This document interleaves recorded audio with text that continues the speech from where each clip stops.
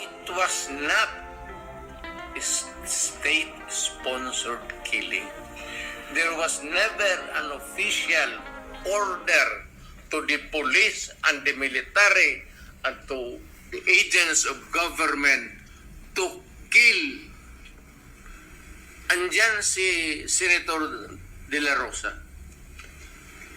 Wala akong sinabi na ganon kasi abogado ako.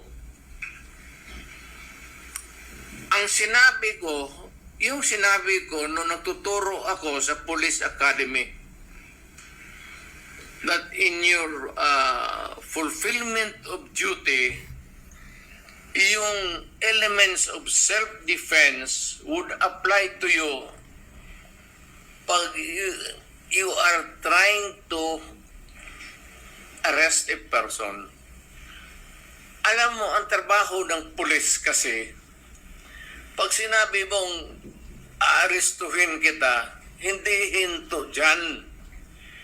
The police must arrest and overcome the resistance para madala mo yung kriminal doon sa istasyon at mabook mo para makulong.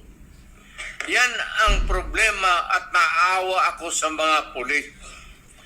Hindi mo masabi, bitawan mo yung baril at pag hindi sumunod, sabihin lang ng pulis, o sige, bukas magkita tayo dito, huwag ka nang magdala ng baril. Kung ano yung sinabi ko sa pulis, batas yan. Walang compromise dyan when you are arresting a person.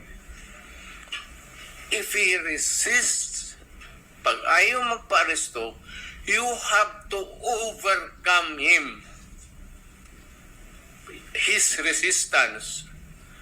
Ngayon, pag lumaban, nagkaletse-letse, may baril, may magpatayan talaga. Kaya yan ang problema ng pulis, kaya naawa ako. Kaya ako rin nandito, guns, siguro, paano na rin ng guns, God sent yung invitation ninyo. Naawa ako dito sa mga pulis na tinatawag ninyo at inaano ninyo, yung trabaho ng pulis kasi involves personal contact. Walang trabaho sa pulis, sabihin niya, halika dito, bitawan mo yan, mag-surrender ka, sumama ka sa akin. It is always a confrontation, and if the other guy is armed, there will always be kamatayan or injuries.